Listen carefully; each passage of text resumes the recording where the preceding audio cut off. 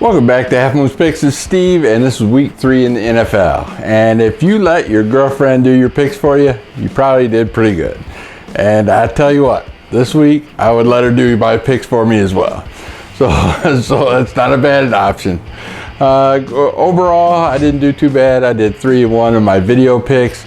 I told you to pick Arizona, and they won and covered against Tampa Bay. I told you Denver over Indianapolis, they won and covered. Thank goodness for Andrew Luck's the interception for a touchdown and a fumble for a touchdown to cover. And then third pick, I told you pick New England, they cover against Miami, and they did. And the fourth pick, which I didn't win, I thought Kansas City would put more of a fight against Texas in Texas, but the offense just sputtered like crazy. And my Twitter pick, I told you to pick Green Bay over Minnesota, and Sam Bradford just lit Green Bay up. Oh my goodness. Even after seeing that game, and someone tells you, hey, Sam Bradford's just going to come up and light the Packers up, I would just laugh at you. Even after seeing it, I would laugh again. So that was an oddity. I know Green Bay had back-to-back road games and are having their home opener this week against Detroit. Detroit has a banged-up defense. Anza got out in the first quarter, and Van Noy went out. Of course, Levy's out from week 1. They're a total mess on defense right now. And Green Bay just has a slight edge on defense. Those two teams are built exactly the same, man. I'll tell you what, it's going to be a rough game. Might be taking the points on that, but not one of my selections. Detroit got hosed last week with the refs, like 17 penalties, 138 yards.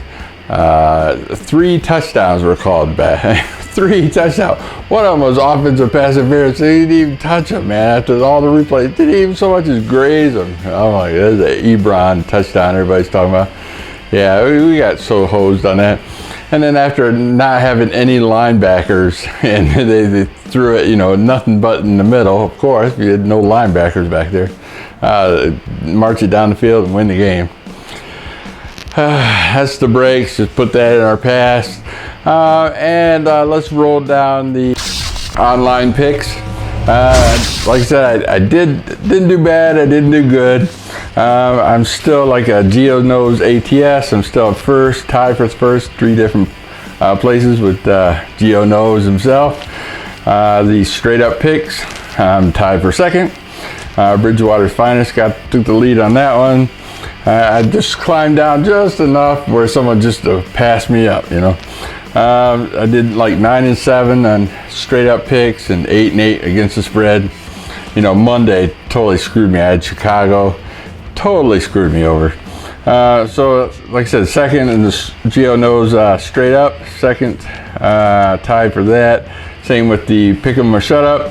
Glass is actually doing pretty good. That's his pick 'em and shut up league. Then they got Bridgewater's Finest. Like those confident points, I have no idea. You could win only 4 games and have all the great confidence points, and you can be totally. So it doesn't matter win or loss. Just how many points you put towards each game.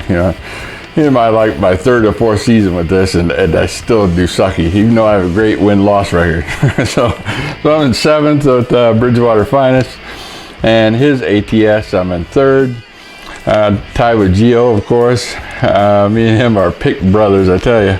The Hot Box Pick'em League, I'm 3rd place on that. In the Gridiron Game, I'm 2nd place, tied with Geo. And the Sports Fan Entertainment Picks, 450 people in there. I'm 6th place, tied with 20, 30 people. That's the league. That league's huge. And on my Survivor pick, I'm 2-0. My first week I picked Seattle. Second week I picked Baltimore. And those 2 panned out. And this week I'm picking Green Bay. Yeah, that's right. And if they lose, I'll be happy.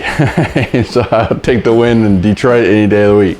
But that survival pool, you 2 and you're out. There's already 5, 6 people that are already out, and 15, 20 people already have one strike against them. It's only like 10 people that managed to pick two back-to-back.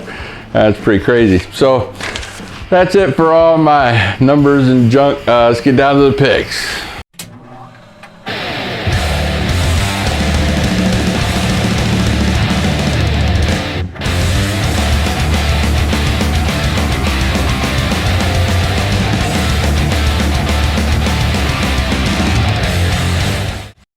My fourth pick of the week, we got San Francisco traveling to Seattle. And normally, Seattle does beat up San Francisco pretty well.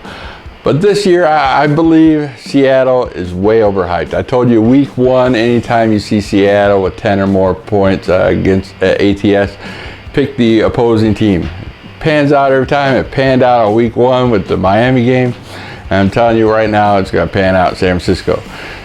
Seattle has no offensive line, and Marshawn Lynch ain't there anymore, so they don't have much of a running game, and you're relying on the passing game in Seattle. Russell Wilson, he's an okay passer, but he's not an elite passer, in my opinion. I think this game's going to be closer than you think. Seattle only scored 3 points against the Rams last week. It's pretty bad. No touchdowns that whole game, I believe. So I think San Francisco's going to come in there, make it a somewhat cool game. You already got 10 points, so chalk that up. So take San Francisco plus 10. My third pick of the week, we got Philadelphia at home hosting Pittsburgh Steelers. Pittsburgh Steelers, they're 2-0, so is Philadelphia. They're both 2-0 teams. It should be a great game. Philadelphia, Jim Schwartz, a defensive coordinator. I think Jim Schwartz is a great defensive coordinator. He's not a great an offensive-minded person. As you see, Detroit, when he was in Detroit, he had a great defensive line, #1 in the league. Went to Buffalo, had great defense, and now he's showing it in Philly as well. I underestimated Philly a little bit. I think that Wentz is doing pretty good.